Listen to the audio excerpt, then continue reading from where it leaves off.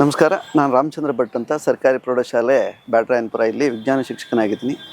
ಇವತ್ತು ನಮ್ಮ ಶಾಲೆಯ ಮಕ್ಕಳನ್ನು 8ನೇ ತರಗತಿಯ ವಿದ್ಯಾರ್ಥಿಗಳನ್ನು ಸ್ಟೆಮ್ ಕ್ಲಬ್ನ ಮಕ್ಕಳನ್ನು ಈ ವಿಶ್ವೇಶ್ವರಯ್ಯ ಇಂಡಸ್ಟ್ರಿಯಲ್ ಮ್ಯೂಸಿಯಂ ಕರ್ಕೊಂಡು ಬಂದಿದ್ವಿ. ಸೊ ತುಂಬ ಚೆನ್ನಾಗಿತ್ತು. ನಮ್ಮ ಮಕ್ಕಳು ತುಂಬ ಚೆನ್ನಾಗಿ ಪಾರ್ಟಿಸಿಪೇಟ್ ಮಾಡಿದರು. ಎಷ್ಟೋ ಹೊಸ ವಿಷಯಗಳನ್ನು ಶಾಲೆಯಲ್ಲಿ ನಾವು ಹೇಳ್ಕೊಡೋದಕ್ಕೆ ಆಗದೇ ಇರೋವಂಥದ್ದನ್ನೆಲ್ಲ ಇಲ್ಲಿ ನೋಡಿದರು. ಕೆಲವನ್ನೆಲ್ಲ ಅವರೇ ಮಾಡಿದರು ಪ್ರಯೋಗಗಳನ್ನು.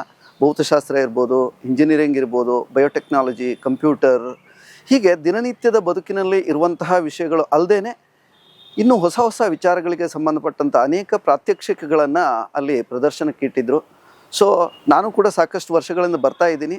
ಈ ವರ್ಷ ಹೊಸ ಒಂದು ಗ್ಯಾಲರಿಯನ್ನು ಕೂಡ ನೋಡಿದ್ವಿ. ಸೊ ಇದು ಕೂಡ ಮಕ್ಕಳಿಗೆ ಆಟ ಆಡೋದಕ್ಕೂ ಕೂಡ ಅನುಕೂಲ ಆಯಿತು.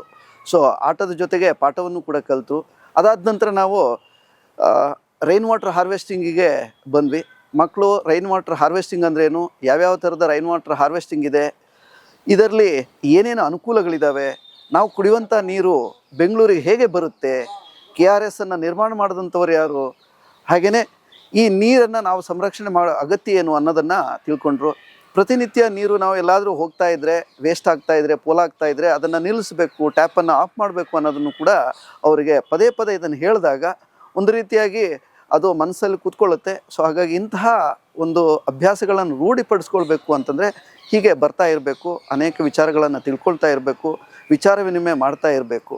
ಸೊ ಇಲ್ಲಿ ಬಂದು ಮಕ್ಕಳು ಅದನ್ನು ಕಲಿತರು. ಬಹುಶಃ ಮುಂದಿನ ದಿನಗಳಲ್ಲಿ ಇದನ್ನು ಒಂದು ರೂಢಿಯಾಗಿಸಿ ಅಭ್ಯಾಸವನ್ನಾಗಿ ಮಾಡ್ಕೊಳ್ತಾರೆ ಅಂತ ನಾನದು ಭಾವಿಸ್ತೀನಿ. ಇಂತಹ ಹೊರ ಸಂಚಾರಗಳು, ಔಟಿಂಗ್ಗಳು ನಮ್ಮ ಮಕ್ಕಳಿಗೆ ಅತ್ಯಂತ ಅಗತ್ಯ. ಅದರಲ್ಲೂ ಕೂಡ ವಿಶೇಷವಾಗಿ ಸರ್ಕಾರಿ ಶಾಲೆಯ ಮಕ್ಕಳಿಗೆ ತಾವಾಗೇ ಹೋಗೋದಕ್ಕೆ ಆಗೋದಿಲ್ಲ. ಅಂಥ ಸಂದರ್ಭದಲ್ಲಿ ISPFನವರು ಈ ಒಂದು ಅದ್ಭುತವಾದಂಥ ಅವಕಾಶವನ್ನು ಮಾಡಿಕೊಡ್ತಾ ಇದ್ದಾರೆ. ನಮ್ಮ ಶಾಲೆಯಲ್ಲಿ ಪ್ರಾಜೆಕ್ಟ್ ಜಿಜ್ಞಾಸ ಅನ್ನುವಂಥ ಕಾರ್ಯಕ್ರಮವನ್ನು ಮಾಡ್ತಾ ಇದ್ದಾರೆ. ಹಾಗೆಯೇ ವಸ್ತು ಪ್ರದರ್ಶನವನ್ನು ಕೂಡ ಮಾಡ್ತಾ ಇದ್ದಾರೆ. ಸೊ ಹೀಗಾಗಿ ಹಿಂದಿನ ವರ್ಷ ನಾವು ನಮ್ಮ ಶಾಲೆಯಲ್ಲಿ ಸ್ಟಾರ್ ಗೇಜಿಂಗನ್ನು ಕೂಡ ಈ ಸಂದರ್ಭದಲ್ಲಿ ಮಾಡ್ಕೊಂಡಿದ್ವಿ. ಈ ವರ್ಷವೂ ಕೂಡ ಅವೆಲ್ಲವೂ ಕೂಡ ಮಾಡಿಕೊಡ್ತೀರಾ ಅಂತ ನಾನು ಅಂದ್ಕೊಳ್ತಾ ಮತ್ತೊಮ್ಮೆ ನಿಮ್ಮೆಲ್ಲರಿಗೂ ಕೂಡ ಈ ಕಾರ್ಯಕ್ರಮವನ್ನು ಏರ್ಪಡಿಸಿದ್ದಕ್ಕೋಸ್ಕರ ಧನ್ಯವಾದಗಳು. Thank you. ನಮಸ್ತೆ.